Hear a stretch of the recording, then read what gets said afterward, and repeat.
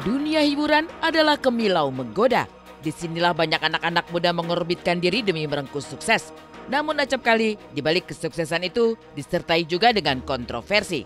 Barangkali inilah yang dialami Ivan Seventeen yang mendadak ditunjuk sebagai direktur utama perusahaan film negara walaupun basicnya sebagai musisi. Gara-gara jabatan tersebut, vokalis band Seventeen itu jadi sorotan hingga disorot banyak artis tanah air. Lantas, bagaimana sosok Ivan di mata para pegiat film seperti Joko Anwar? Dan yang tak kalah heboh, sosok Sai Halilintar, adik Atta yang membeli rumah mewah senilai ratusan miliar, memantik pertanyaan di luar sana. Lantas, benarkah rumah tersebut adalah milik Sai ataukah hanya konten semata? Berbeda dari Ivan Seventeen dan Sai Halilintar, seperti apa sosok sederhana Opik yang tetap memukau lewat lagu-lagu religinya? Dan bagaimana juga kehebohan makam bertumpuk di TPU Kramat Jati yang dianggap seperti makam di Mekah tanpa nisan dan dimakamkan sedalam 2 meter? Pemirsa, inilah insert investigasi.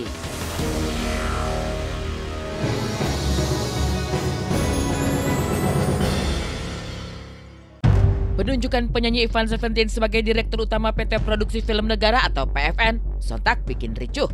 Percik-percik ketidakpuasan mulai dialamatkan kepada sang vokalis band Seventeen itu. Berbagai kalangan, termasuk artis seperti Adipati Dolken, Luna Maya, Adisti Zara, Kevin Julio hingga Fedi Nuril turut menyuarakan kekecewaan mereka di sosial media.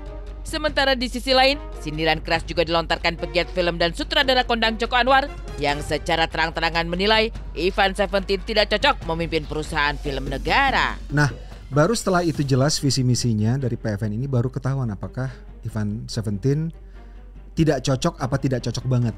Gue gak bilang cocok. Bilangnya 2 dong. Tidak cocok atau tidak cocok. Tidak cocok atau tidak cocok banget. Bilangnya 2. Karena apa? Oke, sisi positifnya dulu deh. Yang pertama, Ivan Seventeen itu kan dia pernah bekerja di industri hiburan, walaupun musik, ya kan. Ya paling nggak sedikit banyak dia tahu lah hiburan itu seperti apa, industrinya.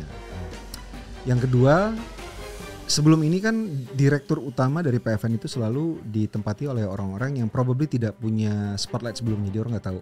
Jadi perhatian orang ke PFN mungkin juga nggak begitu besar. Dengan adanya orang yang dikenal di PFN, kan orang jadi 2 hari ini kan semua orang ngomongin PFN. Orang yang nggak tahu PFN juga jadi tahu PFN gitu kan. Which is bisa dibilang positive side. Soalnya siapa kita sih yang bilang oh, dia nggak cocok gitu? Nggak ada yang tahu kok. Setiap orang kan anak kecil aja mau lari aja harus jalan dulu ya. Kita bisa lihat dari situ juga. Tapi ya memang banyak pilihan-pilihan yang lain yang lebih bagus gitu ya. Iya gitu. Tapi balik lagi lihat aja prosesnya. Siapa tahu tiba-tiba di luar ekspektasi. Nggak ada yang tahu. Kita mungkin lihat dari sudut dari pandangan yang berbeda kan nggak ada yang tahu. Pro dan kontra kian tak terhindarkan. Adalah Marcella Zalianty, sosok pegiat film dan sosok yang cukup lama berkecimpung di industri film tanah air, justru melihat dari sudut pandang berbeda. Menurutnya, penunjukan Ivan Seventeen sebagai dirut PFN sah dan tidak menyalahi aturan. Toh direktur PFN sebelumnya pun bukan figur yang berasal dari industri perfilman. Kendati demikian, ia tak menampik posisi dirut PFN sangatlah krusial dan strategis. Lantas, apakah Ivan mampu mengemban tugas berat tersebut? Kita tentu belum bisa terlalu banyak berkomentar karena kan kita juga harus menunggu hasil. Kita juga harus memberikan kesempatan bagi siapapun untuk bekerja ya. Gitu kalau ditanya bagaimana tanggapan, artinya begini. Tentu pasti kita tahu banyak orang yang memiliki kapabilitas dan kompeten gitu ya di bidang perfilman, tetapi bukan berarti orang yang bukan berasal dari industri film pun tidak bisa mengelola PFN gitu, karena bisa jadi orang yang berlatar belakang berbeda tetapi punya pengalaman yang baik, punya komitmen, punya kecintaan, bisa jadi dia bisa memberikan solusi-solusi yang juga visioner gitu, yang out of the box. Nah itu yang kita harapkan. Karena apa? Karena PFN ini sangat penting gitu. PFN ini punya peran yang sangat strategis dan krusial di dalam ekosistem perfilman nasional. Jadi memang kita berharap tentu siapapun orangnya, dia punya komitmen penuh, bersungguh-sungguh, cepat beradaptasi dengan pelaku dan juga segala tantangan yang ada di dalam industri film nasional. Semakin hari, kritikan serta sorotan terhadap posisi baru Ivan Seventeen kian panas. Begitupun keraguan publik terhadap kapabilitas Ivan pun kian tajam. Gara-gara inilah ia akhirnya angkat suara membela diri dengan mengungkap bahwa selain bernyanyi, ia juga sudah berkecimpung di industri perfilman sejak tahun 2017. Tapi, apakah dengan pengalaman tersebut, Ivan memang layak menjadi pemimpin PFN dan menjalankan roda industri perfilman tanah air? Jadi kebetulan banyak publik yang belum tahu. Sebenarnya dari tahun 2019 aku tuh udah punya PH, production house sebenarnya. Di tahun 2021 aku tuh pernah memproduksi film, executive producer, salah satu film yang paling laku di OTT yang dimiliki oleh pemerintah Indonesia. Sampai saat ini ya.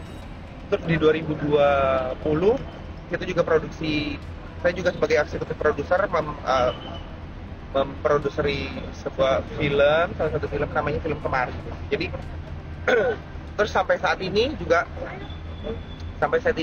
aku masih sama teman-teman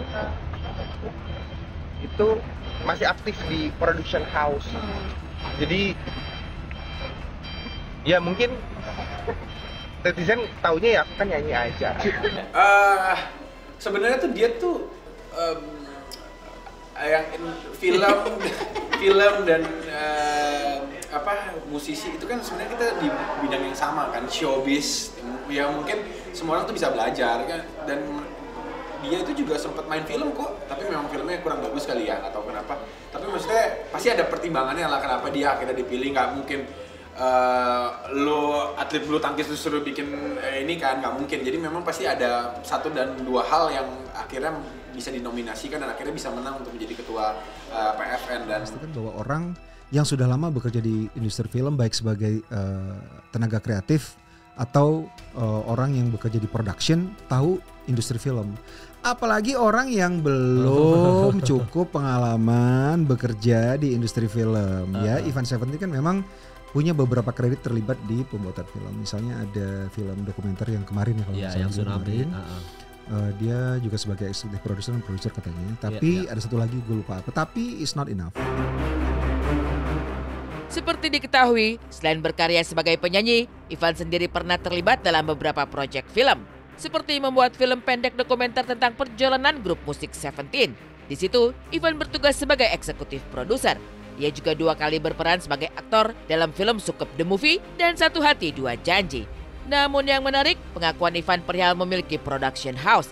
Inilah yang akhirnya membuat tim Insert Investigasi menelusuri salah satu rumah produksi yang disebut-sebut pernah memproduksi film yang dibintangi Ivan.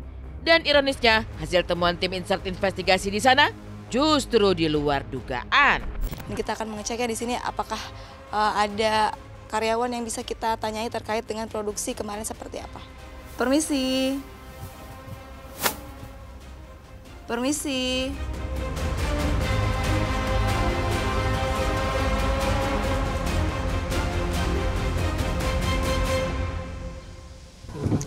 Pro kontra pasti biasa, artinya seperti saya katakan tadi, pasti orang-orang melihat, artinya di dalam insan film sendiri gitu ya, pasti kan melihat, wah gitu banyak orang yang kompeten di bidang film yang punya kapabilitas, yes gitu. Tapi ini kan sudah dipilih, artinya kita juga mungkin ya kita juga baiknya memberikan kesempatan, kita lihat gitu, kita lihat aja kan semua itu kan nggak bisa dijudge, kita tidak bisa menjustifikasi segala sesuatu tuh di depan. Boleh kita mengukur gitu ya, kita melihat wah gitu, tapi ya marilah kita bersama beri kesempatan, kita lihat dan kita berharap, kita bantu untuk supaya bisa achieve gitu our goal gitu, achieve membenahi our goals. Ya as long as punya komitmen, as long as belajar, mau beradaptasi, dan di sana juga ada 2 senior yang kita harapkan bisa memberikan masukan-masukan yang konstruktif gitu untuk bisa dikembangkan dan bisa PFN lahir sesuai menjadi seperti yang kita harapkan gitu, dan punya peran yang betul-betul impactful untuk ekosistem perfilman nasional. Di tengah selungkai kabar miring serta tingginya keraguan publik terhadap posisi baru Ivan Seventeen selaku direktur PFN yang baru, para wakil rakyat pun akhirnya melakukan sidak dengan mendatangi kantor PFN. Namun yang cukup mengejutkan, Ivan selaku pemimpin rapat justru tampak terlambat 40 menit. Kita mau rapat tertutup. Kita rapat. Ambil kursi lah, ambil kursi. Ini masih banyak nih yang belum dapat kursi nih.